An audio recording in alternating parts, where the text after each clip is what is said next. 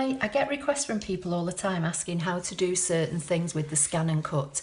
And one of the things that I have been asked for quite a lot over the last few months is how to make these stackable matting layers. I don't know if you can see this, but there are 2 layers of white card here, but 2 different cutouts on them. I'll try and get it in focus for you. So hopefully you can see that. So in today's video, I'm going to show you how I designed this layout. I'm not going to show you how to make the card. And this was all done in ScanNCut Canvas. But once you know the basics of how to do it, I used Saru's flower ding for this flower, but you can use any shape. Okay, so I'm in ScanNCut Canvas and I've got a new blank page opened. I'm going to come to the basic shapes and I'm going to start off with a rectangle.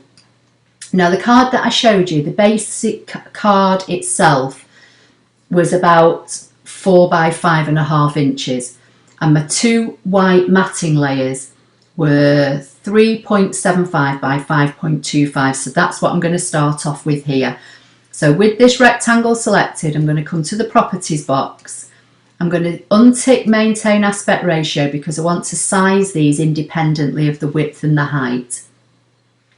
So the height I'm going to make 3.75 and the width I'm going to make 5.25, and that was one of my white base layers that I showed you.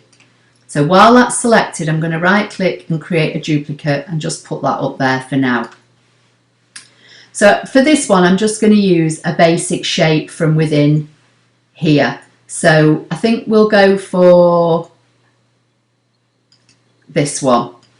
And for this size of matting layer, I found that for me, the look that I was wanting to get was best if I sized my shape down to be about 3/4 of an inch. It's not vital. You can play around with this. You can make these layers any size you want. You can make your shapes any size that you want. You don't even have to make them all the same size. You could make these shapes different sizes and put them on your layer. It's entirely up to you. So I'm going to kind of just by eye position that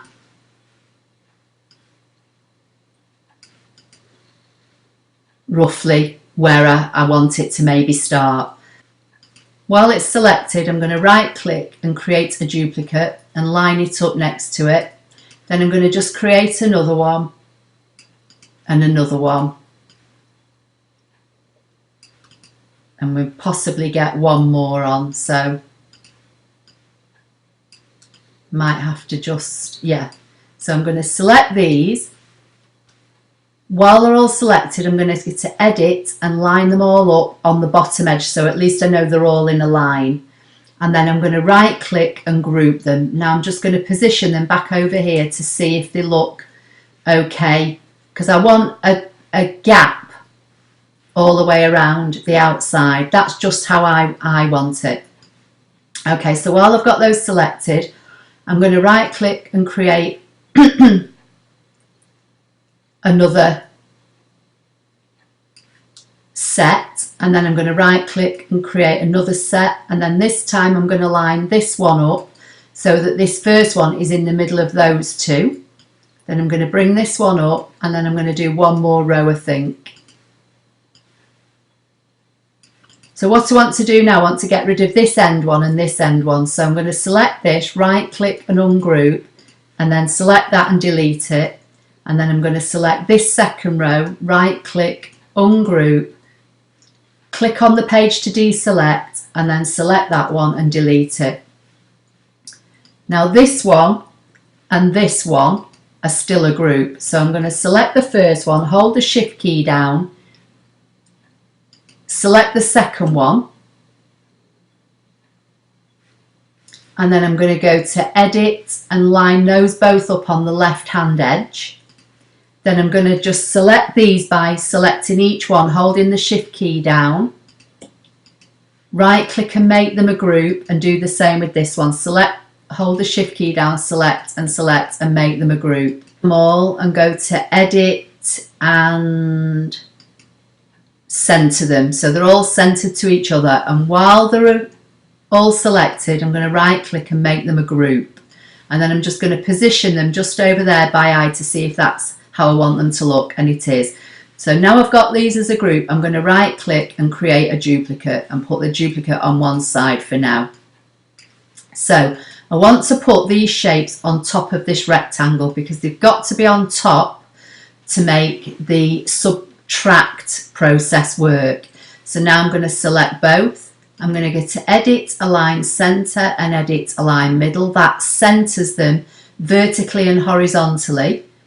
And the shapes are the ones on top of the rectangle. So if I now go to edit and subtract, it's punched those shapes out of that base rectangle. So that's my first layer.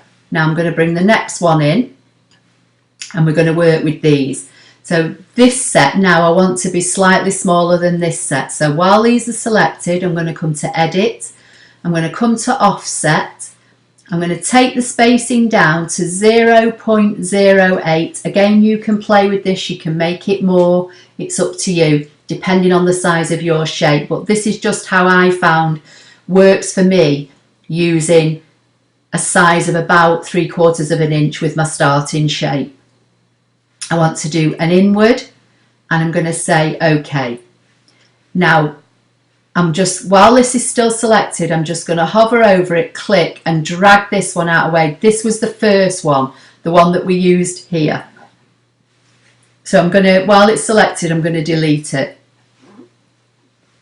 And this is the second lot, and these are now all individually. So what you want to do is just select them all without moving them. And while they're all selected, right click and make them a group. And now you want to drag this set on top of this rectangle. Select both, go to edit center and edit middle. And then again, while you've got them like that, edit subtract, and it will punch them out of the rectangle. I'm going to make these red just so you can see them a little bit better, hopefully in the video. So this one goes on top of this one. If I center them both, everything's selected. If I go to edit center, edit middle, and I'll zoom in. If I click off now, you'll see that they line up. So if I just drag this one out of the way, you'll see the black ones underneath. And then you've got, this is how you get your layers. And you could keep going, it's entirely up to you. So if I just go back to the mat, and then if I just keep undoing until we get back here, I'm going to make another duplicate of that rectangle and put that out of the way. These are still all the individual ones again. Right click, group, put them on top of there, select them both, edit center, edit middle, edit subtract. Done that wrong, just undo again. It's this one, don't want that one, it's this smaller one I want a duplicate of. Put that down there for now. Bring this one back over, edit center, edit middle, edit subtract, and then I'll make this one red.